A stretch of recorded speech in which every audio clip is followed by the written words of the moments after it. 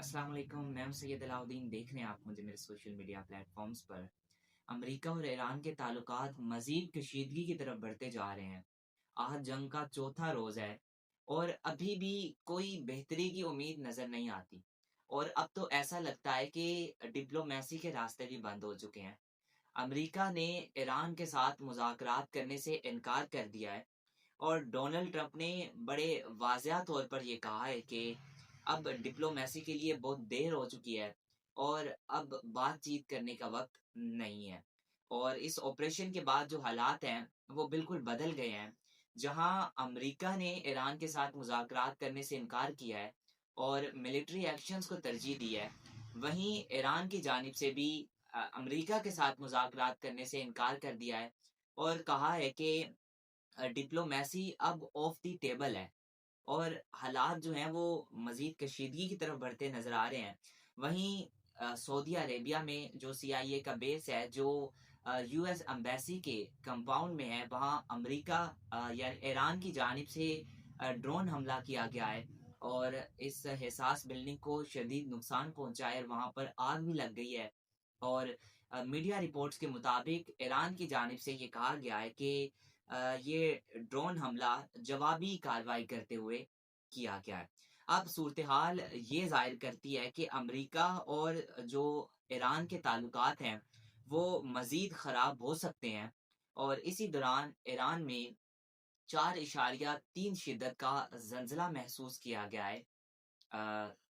कल जिस दिन मैं वीडियो रिकॉर्ड कर रहा हूँ उससे एक दिन पहले जो है ईरान के अंदर 4.3 शिद्दत का ज़लज़ला महसूस किया गया है और सोशल मीडिया पर ये अफवाहें फैल रही हैं कि ईरान की जानिब से जो है वो न्यूक्लियर टेस्ट किया गया है, ज़ेरे ज़मीन न्यूक्लियर टेस्ट किया गया है जिसकी वजह से ज़मीन जो है हिली है, ये ज़लज़ला महसूस हुआ है। लेकिन माहिरीन ने इसे टेक्टोनिक सरगर्मी करार दिया है। साथ में ये भी बात चल रही है कि ये ज़लज़ला आर्टिफ़िशियली तौर पर अमेरिका की जानिब से पैदा किया गया है। लेकिन इसकी भी हकीकत ये है कि ऐसी कोई टेक्नोलॉज़ी मौजूद नहीं है, जो इस तरह के ज़लज़ले को पैदा करे।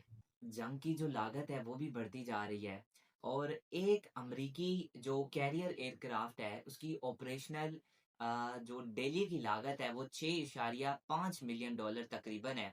और अगर ग्राउंड ऑन दी बूट्स यानी कि अगर जो फौजी एहलकार हैं और टैंक्स अगर मैदान जंग में भी उतारे जाएं तब ये लागत और भी बढ़ जाएगी और 200 मिलियन डॉलर तक रोजाना तक ही पहुंच सकती है। अब सवाल यहाँ पर ये पैदा होता है, क्या अमेरिका की इकोनॉमी इस जंग की जो बोझ है वो बर्दाश्त कर सकती है, जो इसकी अपनी भी नहीं है। आपको बताता चलूं, जो स्टेट ऑफ हार्म्स का रास्ता है वो ईरान की जानिब से तमाम मुल्कों के लिए बंद कर दिया गया है, लेकिन चाइना को वहां से गुजरने की इजाजत दी गई है। यानी कि वो रास्ता जो है स्टेट ऑफ हार्म्स का वो तमाम मुल्कों के लिए बंद है और जो चाइना है वो वहां से गुजर सकता है, जो है वो ट्रेड जो है वो कंटिन्यू रख सकता है। अब सवाल यहाँ पर ये पैदा होता है, इसके पीछे क्या वजह है। और अभी की जो सूरत हाल है वो ख़राब होती हुई नज़र आ रही है और ईरान ने बड़े वाज़ेह अल्फाज में ये कहा है कि अगर कोई जहाज़ इस रास्ते से गुजरता है तो ईरान की जानिब से उस पर हमला कर दिया जाएगा। सूरत हाल अभी बहुत संगीन है। रास्ते बंद होने से पूरी दुनिया में जो तेल की कीमत है वो भी बढ़ सकती है। अमेरिकन नेवी ने इस रास्ता ईरान की जानिब से रास्ता जो बंद किया गया है इसका शदीद रद्द-ए-अमल दिया है। डोनाल्ड ट्रंप ने ये कहा है कि अगर ज़रूरत पड़ी तो American navy in oil commercial tankers को खुद अपनी हिफाजत में, अपनी निगरानी में इस रास्ते से गुजरवाएगी। और अमेरिकन मिलिट्री ऑफिशियल्स ने ये वाज़िया किया है कि किसी किस्म की भी अनसेफ सरगर्मी का सख्ती से जो है वो जवाब दिया जाएगा। रिपोर्ट्स के मुताबिक आयतुल्लाह खामनाई के बेटे मुज्तबा खामनाई को ईरान का नया सुप्रीम लीडर मुंतखब किया गया है।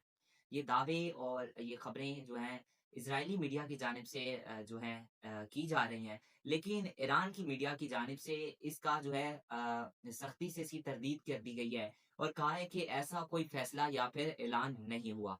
कुछ लोगों का ये ख्याल है कि आयतुल्लाह खामनाई की शहादत के बाद जो मामलात हैं खुद ब खुद ठंडे हो जाएंगे और ताल्लुकात बेहतर हो जाएंगे।